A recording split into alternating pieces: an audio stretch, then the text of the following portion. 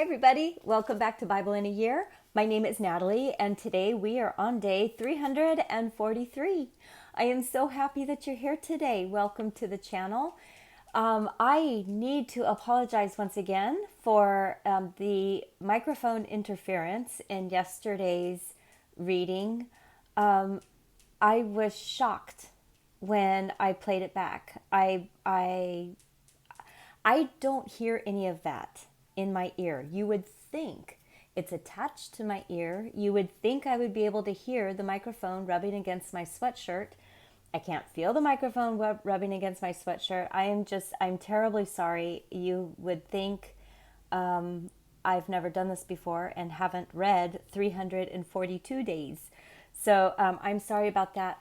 I sure hope that you listen to the words of yesterday's reading up and above that microphone interference, because it was a very powerful day. So no more sweatshirts for the rest of these readings. No more clanking earrings for the rest of these readings. And Fred, you need to behave, okay? All right, let's go. Let's move into day 343. We're going to be reading 2 Chronicles chapter 14. We're starting the book of Zephaniah, which is Zephaniah chapter 1, and then we'll close out our day with John chapter 9. So let's get started. 2 Chronicles chapter 14. Here we go. So Abijah slept with his fathers, and they buried him in David's city. And Asa, his son, reigned in his place. In his days, the land was quiet for 10 years. Asa did that which was good and right in Yahweh his God's eyes. For he took away the foreign altars and the high places, broke down the pillars, cut down the Asherah poles, and commanded Judah to seek Yahweh, the God of their fathers, and to obey his law and command. Also, he took away out of all the cities of Judah the high places and the sun images, and the kingdom was quiet before him. He built fortified cities in Judah, for the land was quiet, and he had no war in those years, because Yahweh had given him rest. For he said to Judah, "Let's build these cities and make walls around them with towers, gates, and bars. The land is yet before us, because we have sought Yahweh our God. We have sought him, and he has given us rest on every side."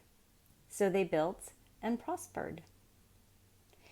Asa had an army of 300,000 out of Judah, who bore bucklers and spears, and 280,000 out of Benjamin, who bore shields and drew bows.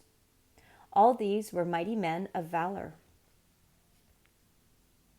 Zerah, the Ethiopian, came out against them with an army of 1,000,000 troops and 300 chariots, and he came to Mareshah. Then Asa went out to meet him, and they set the battle in array in the valley of Zephathah at Mareshah. Asa cried to Yahweh his God and said, "Yahweh, there is no one besides you to help, between the mighty and him who has no strength. Help us, Yahweh our God, for we rely on you. And in your name are we come against this multitude. Yahweh, you are our God. Don't let man prevail against you." So Yahweh struck the Ethiopians before Asa and before Judah, and the Ethiopians fled. Asa and the people who were with him pursued them to Gerar. So many of the Ethiopians fell that they So many of the Ethiopians fell that they could not recover themselves, for they were destroyed before Yahweh and before his army. Judah's army carried away very much booty.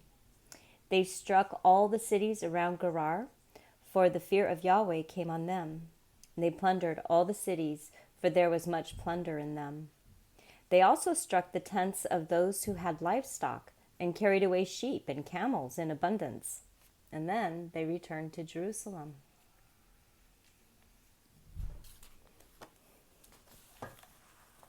It makes a difference when we count on Him. When we give up our idea of control and what we think we might be able to accomplish, and just realize we are nothing. We are dust. And if we just give it to God, it's amazing what can be accomplished.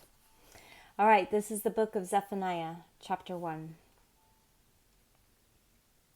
Yahweh's word, which came to Zephaniah, the son of Cushai, the son of Gedaliah, the son of Amariah, the son of Hezekiah, in the days of Josiah, the son of Amon, king of Judah.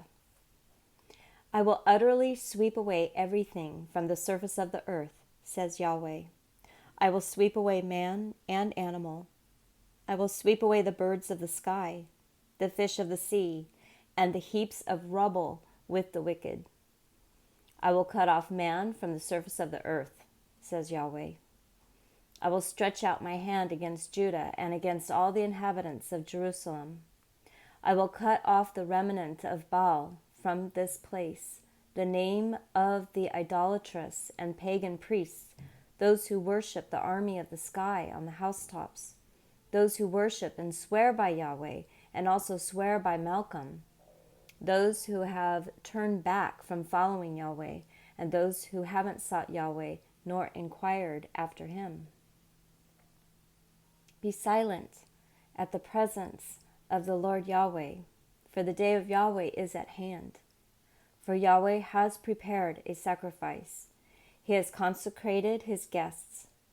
It will happen in the day of Yahweh's sacrifice that I will punish the princes, the king's sons, and all those who are clothed with foreign clothing.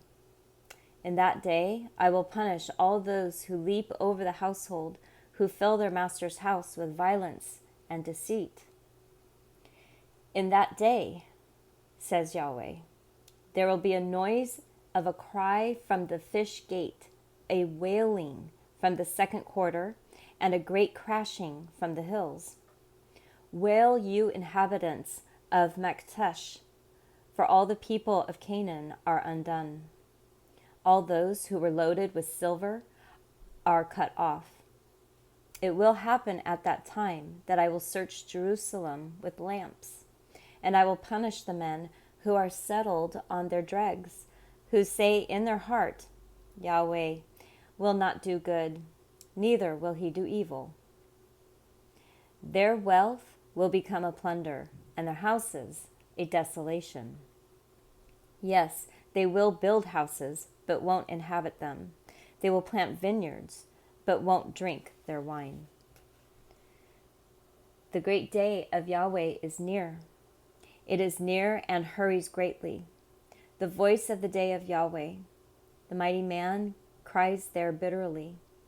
That day is a day of wrath, a day of distress and anguish, a day of trouble and ruin, a day of darkness and gloom, a day of clouds and blackness, a day of the trumpet and alarm against the fortified cities and against the high battlements. I will bring such distress on men that they will walk like blind men because they have sinned against Yahweh. Their blood will be poured out like dust and their flesh like dung. Neither their silver nor their gold will be able to deliver them in the day of Yahweh's wrath. But the whole land will be devoured by the fire of his jealousy. For he will make an end, yes, a terrible end, of all those who dwell in the land.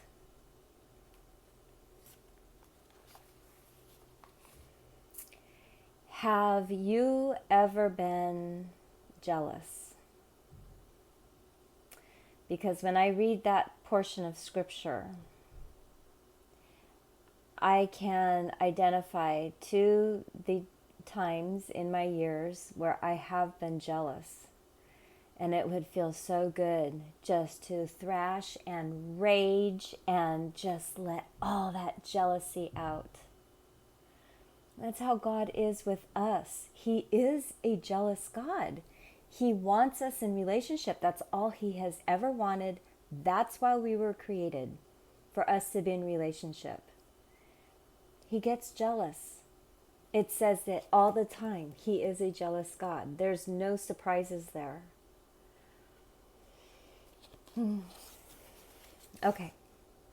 John chapter 9. I'm not certain where I was going with that. Maybe just a reminder that this is who he is. He loves us and he wants us. And when he can't have us, he gets jealous. It's reasonable.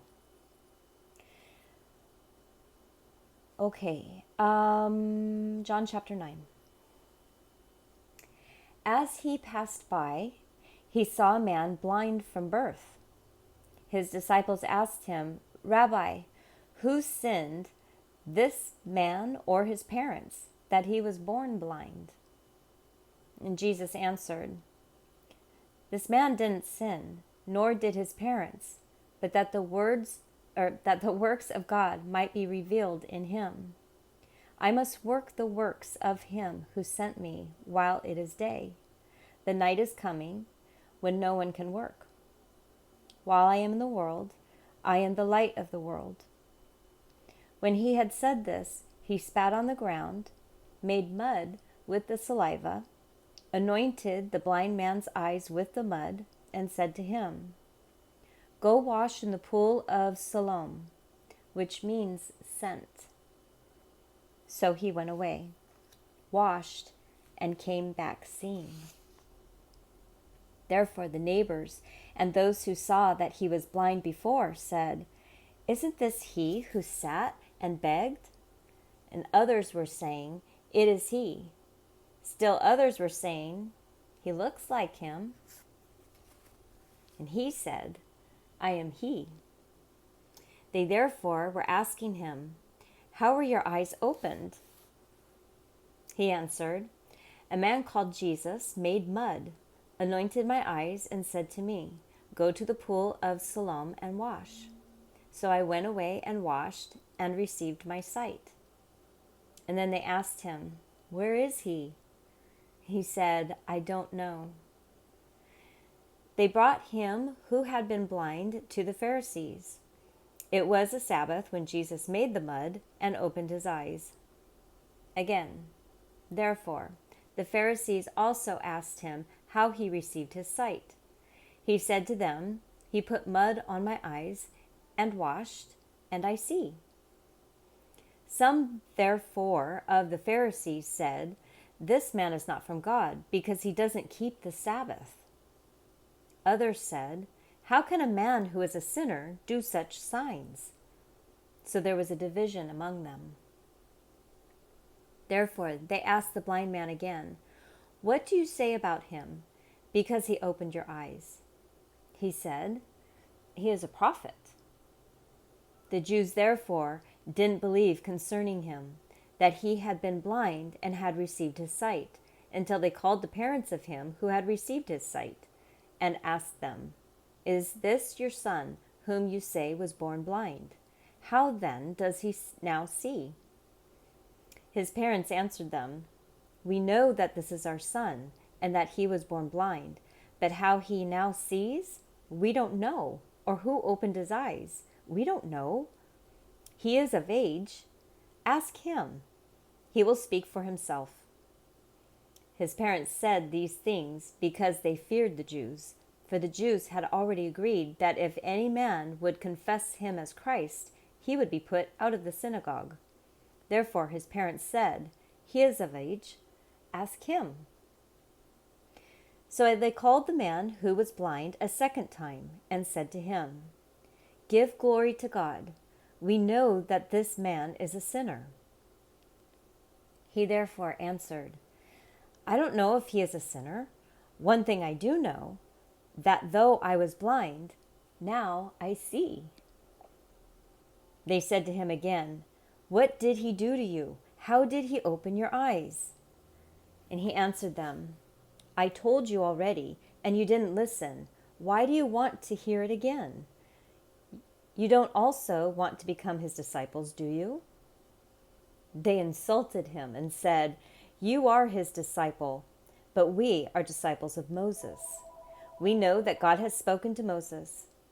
But as for this man, we don't know where he comes from." The man answered them, "How amazing! You don't know where he comes from, yet he opened my eyes. We know that God doesn't listen to sinners, but if anyone is a worshiper of God and does his will, he listens to him. Since the world began, it has never been heard of that anyone opened the eyes of someone born blind. If this man were not from God, he could do nothing." And they answered him, "You were altogether born in sins, and do you teach us?" Then they threw him out. Jesus heard that they had thrown him out, and finding him, he said, "Do you believe in the Son of God?" And he answered, "Who is he, Lord, that I may believe in him?" And Jesus said to him, "You have both seen him, and it is he who speaks with you." He said, "Lord, I believe," and he worshipped him.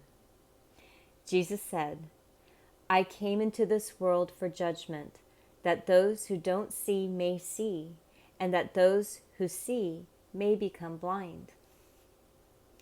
Those of the Pharisees who were with him heard these things and said to him, "Are we also blind?" And Jesus said to them, "If you were blind, you would have no sin. But now you say, 'We see.'